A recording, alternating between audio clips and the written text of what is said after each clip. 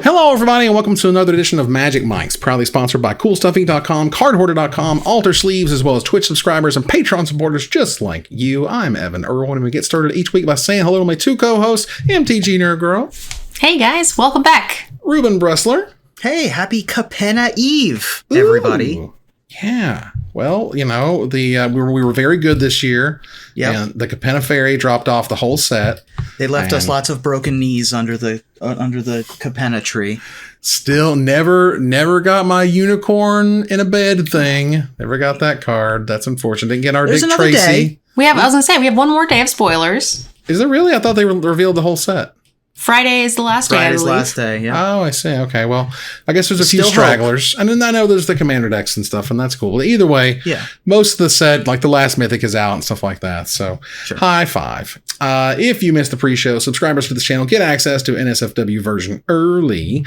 And with that, we kick it off with our first pick in our giveaway. Get your chance of $50 worth of anything at CoolStuffing.com by typing !raffle in the chat. We promise we give these away if you just listen to the podcast. And subscribe first to get 2 chances to win. Support your favorite streamer with your suggestions at the end of the show. See who we raid tonight. Thanks to our sponsor, CoolStuffing.com, where you can find cool stuff in stock every day. And I can tell you, next week is the 20th anniversary of CoolStuffing.com existing, and it's going to be popping off. It's going to be really pickety popping.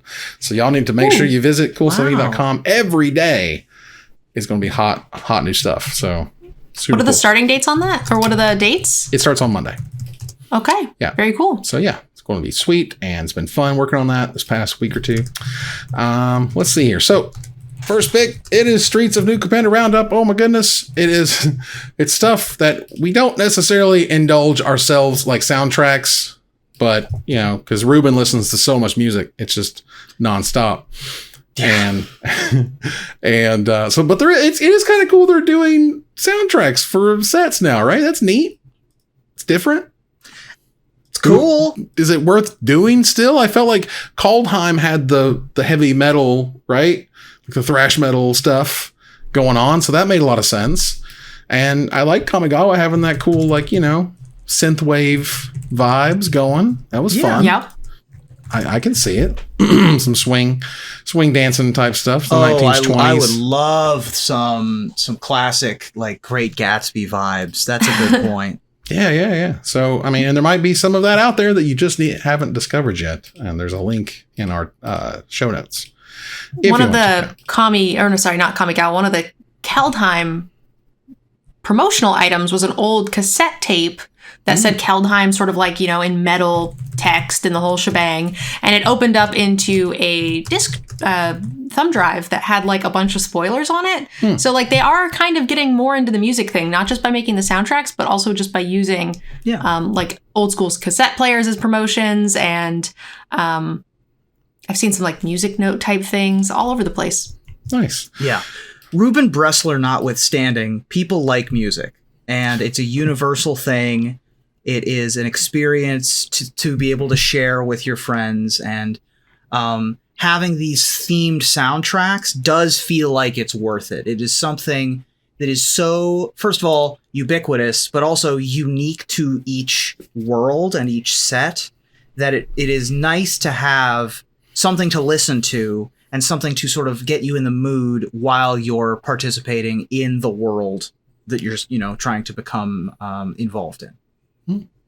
Yeah, it seems really nice to just, you know, really help sort of put a background to what it is that you're doing. And, you know, like I like to play soundtracks when I'm DMing. If I'm DMing at the table, I will put on usually just sound effects. Like I'll find, you know, 8 hours of swamp music sound in the background when I'm DMing at the table. When I DM'd in a studio, I used a program called Sirenscape that was like, this is battle music if you're fighting goblins. This is exploring a dungeon music. And they're like, and that was really cool to use because it's another sense. It's another sensory outlet for playing. And for Magic in particular, where you're supposed to envision yourself as a wizard, right? And you're commanding these armies, it really puts you into a mood, which I like. Hey, now, there's a lot of songs here, so I don't know what the cost is for this sort of thing, if there's multiple artists or what. But I will say I miss the sweet videos. Like, the last two were kind of medium, but, like, we're not getting them quite as often. We did get one with Crimson Vow, but, like, what happened to that War of the Spark music video? Can we go back to that? Well, and that was great. Well, that was like the amazing. set. Yeah, that was like the set video thing, and I believe we are getting one soon. I want to say that they said the 18th, but I could be wrong on that. But they're making one for the set, as I understand it, and we'll see kind of what direction they go in. I don't even know what to think about them anymore. You know, I felt like they did the War of the Spark one, and then Throneville Drains was so fun and creative and interesting, and it just kind of. Off the rails is not the right way to put it, but just kind of not as just kind of meh. You know what I mean? There was an excitement there. Ikoria was kind of meh. Oh, Ikoria was bad. It was just like, why do we care? And why are they playing this anachronistic song here? And it's not like, it does work, I guess, but does it? You know, it was rough. There was the Children in the Orphanage for the Midnight Hunt, which was kind of spooky and cool. But then the Crimson Vow, I didn't understand. I didn't actually know what was happening there. It was just like a vampire party or something. It was like a vampire wedding. They had like two humans, and then they put them on a thing. They dressed them up for a wedding, but then Olivia ate them, I guess, at the end. So like the whole thing. It was nebulous. They were the wedding toppers, the cake toppers, I think. I'm also really, I'm definitely curious, sort of how the conversations went inside Wizards about Halo. And Halo ain't drugs, but we're treating it like drugs, but we can't say it's drugs, but we know we're there. It's not really drugs, but you know, it's magical. And you're like, okay. I do think that they should pick a side. I'm okay with them not having a weird substance that looks like drugs if they don't want to be involved in drugs. But I think it's really weird that Halo is this strange substance that drives the underworld, but is it like caffeine? Like, can you at least give us some sort of plausible story as to what this is, as to why people are buying it and using it as like a thing? It's caffeine nicotine, effectively, but I don't think that they want to say it out loud, and because they're not saying it out loud, it looks like it's cocaine. So, and this is the downside. They have a speakeasy, right? Which is like about prohibition and alcohol.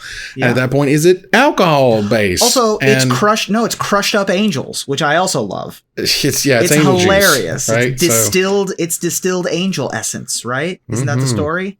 Spoiler alert, I guess, for people who haven't read the. I mean, sure, and they got turned into buildings or something, but I don't know. It was just. A lot, and that to me is really interesting. Like, did they think they could kind of dodge it? I guess is one question, right? Did no one have that conversation where they're like, hey guys, this is not gonna, for our family friendly Hasbro image, will come across a little weird. And then no martini glasses at your local game store, and then they put some in the artwork. They gave the content creators like champagne flutes, right? Yeah. But it's not alcohol. It's not drugs. What are we doing here? They should have given us the champagne flutes with the blood set. That would have at least made more sense. I actually thought of that too. I was like, that would have been cool. Like, I could have filled it with like red blood. That'd be kind of cool for a photo. That would be very cool.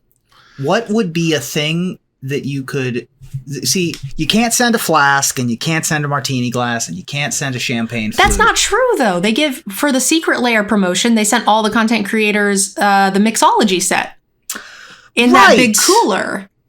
So they can't, they're not completely against it, because I have a giant backpack that is a giant mixology set. That's got like the shakers and the strainers and the shot glasses. It's got the whole thing. Ooh, I like this idea from Letters. We just send all of the content creators a horse head in a box. But it's a stuffed horse head with like with red streamers. Yeah, paper mache or whatever. That's way better than any of this other stuff. See, there you go, Evan. There's your head in the bed. Your horse head in the bed. There we go. Give me the horse head. Let's go. That would be fun.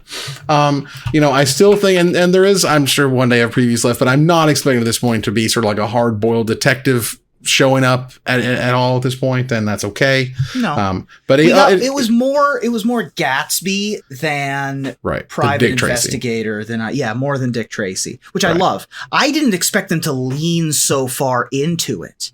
Like, we've got people in vests and ties, the pinstripes, man, pinstripe jackets, actual fedoras, cigars. We didn't go to guns. We didn't actually get guns. There is a Tommy gun that equipment thing. Close. It's as close as they can get without being a gun. But we've got like underground actual boxing rings.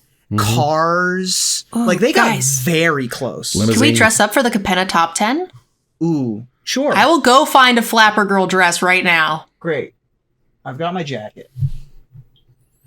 Do it. Oh, it's beautiful. I love it. I don't know where I'm going to get garb. I'm a giant monster human. I've also got a real actual fedora. Yes, Ruben has a ton of props around. So within arm's reach. It's too small for my head. Yeah. Unfortunately. But I'll get the sparkly bandana and the flapper girl dress. I'll order it right now. Let's go. Wow. Perfect. You're a boy. You can get away with almost anything. Just wear a jacket. What you should do, Evan. You gotta do the kingpin thing of the black suspenders and the white shirt pulled up to the sleeves with your like knuckles on the table, saying like, "Get me I want his head on the table by Monday." Like that look. Yep, white button-up suspenders. All right, Evan, that's your homework. White button-up suspenders. All right, white button-up suspenders. I'll ask Carrie for some help, because Lord knows I can't do anything by myself. Especially when it comes to fashion. I'm the like Weasley assistant that's like, yeah, get him, boss, like that kind of. And I'll be the floozy. Perfect. With the martini glass. The 20s. Oh dear. You're such a something, whatever they said in the 1920s. Yeah. All right, cool. So there's other ways to experience the set. There is the ability for you to play a interactive mystery. This is where the sleeves for Magic Arena came from, is playing in the interactive mystery. I'll put a link here in the chat. But it's apparently Discord driven, which is cool. I've never seen anything like this. Have you guys seen anything like this before? So I've done Discord escape rooms before. What is that? Basically similar to a real life escape room where you have to like solve a puzzle, and then when you solve the puzzle, you unlock the next puzzle thing. Right. So a Discord escape room would be you are able to you gain access to a channel, you read the clue, and then figure out what the clue means. And so if you respond with, let's say, the correct 3 emojis in your Discord, it unlocks a new channel because you've unlocked a role, for example. And so like that's the kind of thing that you can do in a Discord escape room. I haven't played this yet. I would love to. I'm not seeing how to do it. There's a link to the Discord. I'm in the Discord. I just don't see how to do the thing. I'm sure it's in there somewhere. But yeah, I'll figure it out after the show. Huh. Neat. But yeah, I love all things new and different, and this is definitely new and different. So I'll take it. And if we get to come back to Streets New Capenna and take more of the Dick Tracy side, like this is again would be fantastic to return to. Mysteries are fun. Let's see here. They did reveal the promos for Streets New Capenna for game day. Which is nice. See if I can bring those up on the screen if you want to talk about them for just a second here. I will do so. Doop-a-doo. Or don't talk. I can find. That's fine. I'll talk. It's not. What did you want us to talk about? I was waiting for you to pull them up on the screen. Sorry. Right. No, that's what I was saying. I didn't know we were supposed to vamp. Phil Sorry. to help me pull them up on the screen. I see. So you want us to actually work. Right. Inconvenient. It's tough. All right. So it's okay. It's not convenient. So they picked 3 cards: Power Word Kill, All Seen Arbiter, and Skyclave Apparition. I'm guessing All Seen Arbiter is super duper good. It seemed fine. For those who don't know, it's from the new set, 2 blue, 4 generic mana for a 5/4 flyer. When it enters the battlefield or attacks, those are some fantastic words, draw 2 cards, then discard a card. Whenever you discard a card, target creature an opponent controls gets -X, -O until your next turn, where X is the number of different mana values among cards in your graveyard. And that's a whole bunch of words. That is a lot of words. I'm the most hyped about the Skyclave Apparition. I think that's a card that, people are going to be very, very excited for. There's, a lot of white decks, not just mono white. There's all sorts. Boros is seeing a huge comeback. We're seeing some 3-color decks that are still running this double white spell. The mana base is great. So this is a card that, having an altar is going to make them more accessible for everybody. So I think this is a great choice. Power word kill, it's fine. It's a terror. I probably would not have given All-Seeing Arbiter as much credit as I will now, considering that it's on the same playing field, I guess, as a Doomblade and maybe the best white creature that's ever been printed. One of the best ever been printed, for sure. And I don't know. I mean, a 6-mana 5/4 flying, it does have an ability when it comes into play, which is nice. And it's a 5/4 flyer, so it's a monster. So, it's not nothing. It's just, I don't know. This thing didn't impress me nearly as much as I would have expected. It for winning. Like, I could see the Skyclave Apparition for winning, quite frankly. Right. So making top 8 gives you the Skyclave Apparition just for playing to get the power word kill. And those are sweet. So check out Game Day at your local game store for that stuff to happen. There was a list update, which also included the Secret Lair Stranger Things replacements, which was cool. Let's take a look right here. And the list is, it comes in one of every 4 set booster packs and can be a whole variety of weird cards that they choose for weird reasons.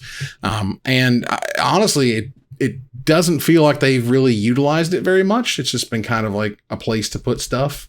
And they did something different this time around. One, again, here are the Stranger Things replacements, which is fine. But check out this Rafik of the Many. Now, for those who haven't been around for too much long, this was a card, one of the old school mythics, one of the first mythics from Shards of Alara. And it's very, very good. It's very strong, wonderful card, loved by Commander players around the world. But this one doesn't, it actually has the Shards of Alara mana set symbol. And it looks like it's in Shards of Alara because it has ALA in the bottom left, like Shards of Alara cards would if they had that at the time. But what it also doesn't denote here is that it's a list card. So shop owners around the world and card stores that, on your favorite websites like coolstuffinc.com, you would often tell people when they're trying to learn how to sort Magic cards that if there's a little Planeswalker symbol in the bottom left down there, it's on the list. Well, this is on the list and it ain't. This isn't even in the set. Officially, it was never in the booster packs, obviously. And so it's weird sometimes when you go, like, I can recognize why there's no like little Planeswalker symbol because it's not a reprint, right? I can see how that denotes a reprint. Same as if you look up here, these replacements for the Secret Lair, there's no little Planeswalker symbol in the bottom left of these either. So I get that, but man, every once in a while, I sure wish there would be a voice in the room at Wizards where someone goes, people have to sell this, right? And people have to buy this, and people have to sort this, and people have to put it away. And it can get very confusing really quickly. But beyond that, the idea of reprinting cards with new like faces and designs that match the set that is coming out. This thing is gorgeous, and I love that. I think that's great.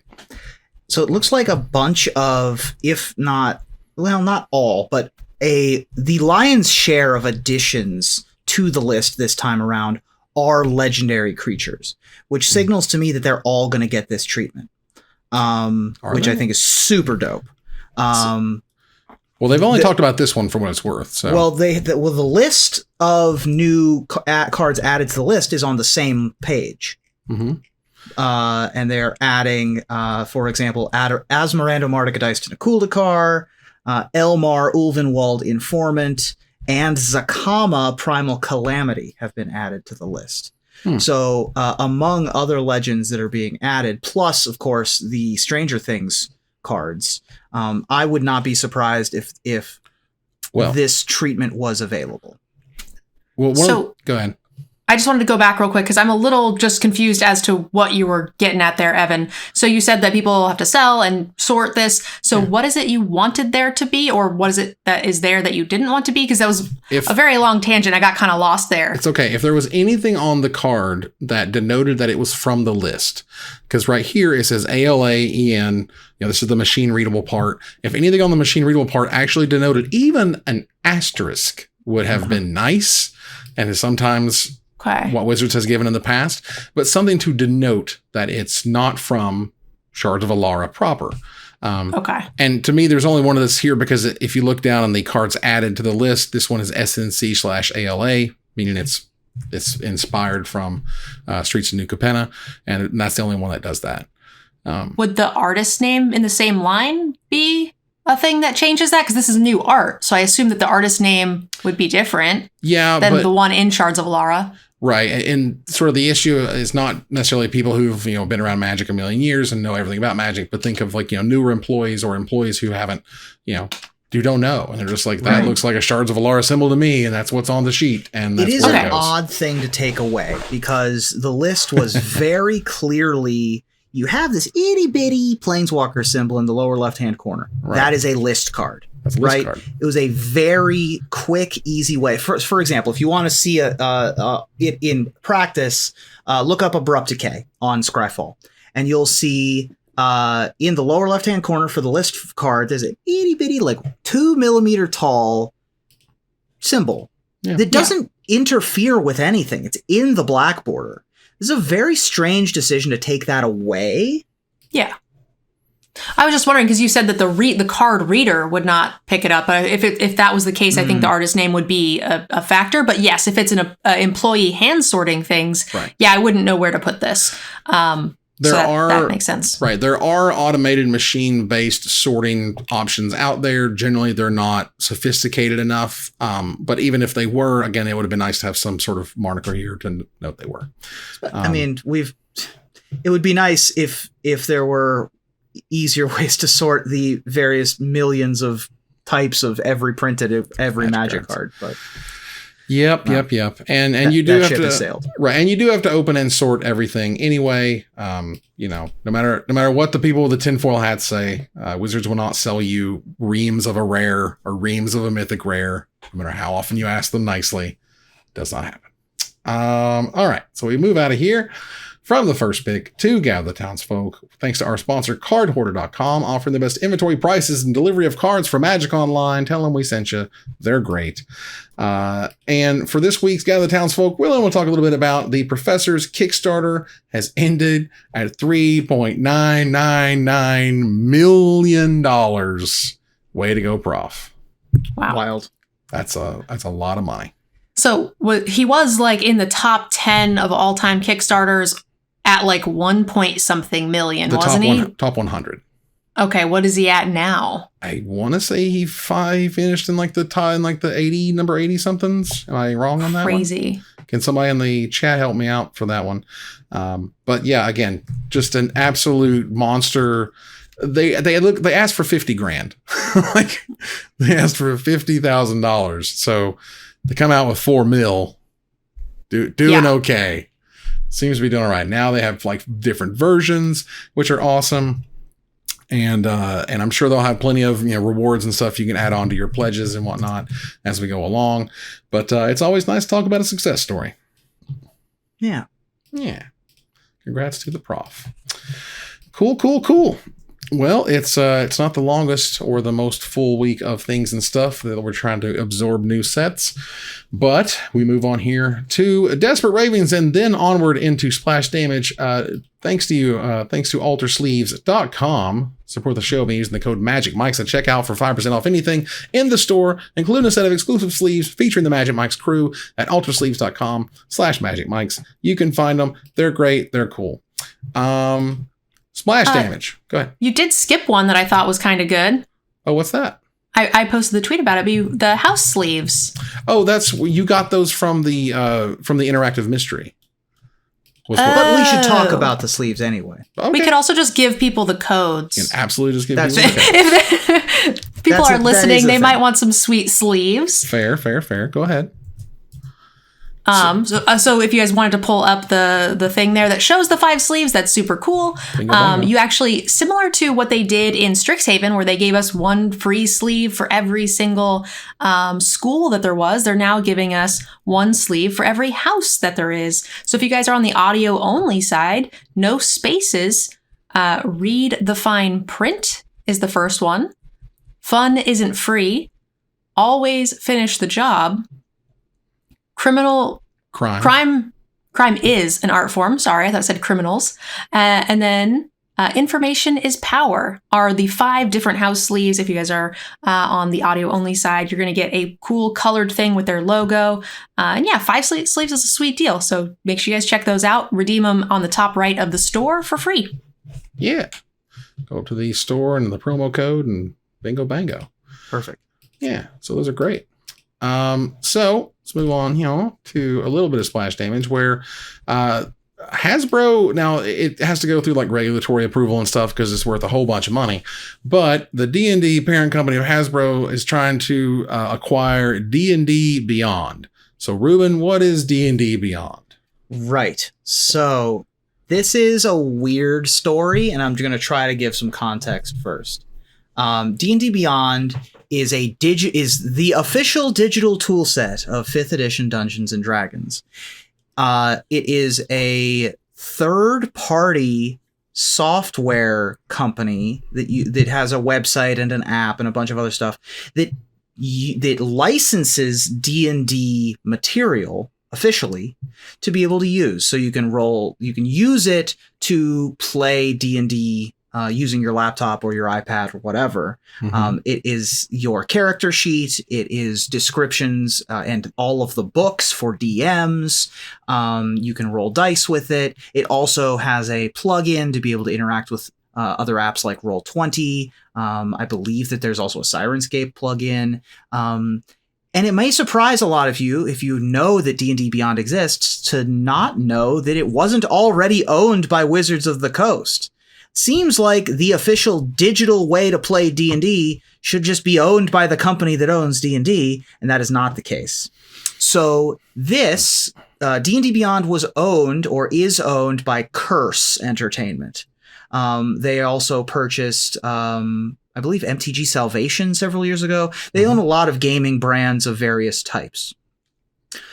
Cut to today, where Wizards of the Coast is going to acquire D&D Beyond to be not just the official digital toolset, but to be the toolset. It is the thing. It is going to be officially integrated into Wizards of the Coast. This is interesting for a couple of reasons. One is this is just a good idea, right? The alternative would have been a new toolset created by Wizards of the Coast that would compete with D&D Beyond and honestly probably fail, right? Like, because everyone already uses D&D Beyond. Right. The tool set has already been polished so much. Right. All the things have been added. So bringing in this already finished product and not having a competition and B, having it already be so polished makes all the sense in the world. D&D Direct has been announced.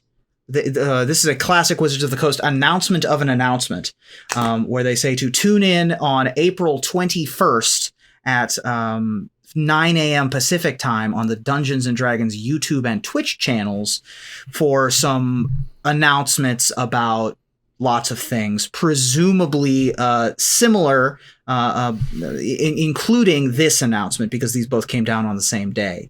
As far as I'm aware, at least the same week. So I'm looking forward to the future with this. I am a late convert to D&D Beyond. I used to be all pencil and paper. Right. And then I finally started using D&D Beyond and was like, wow, turns out this is actually easier once you start using it. It's a great tool set for creating characters. It's a great resource for DMs. And I'm looking forward to it being integrated into Wizards of the Coast. Now, the other thing is, Wizards, you could just do this with Scryfall. Yes, do it with Scryfall. Do it. Right. Yeah. Now do Scryfall.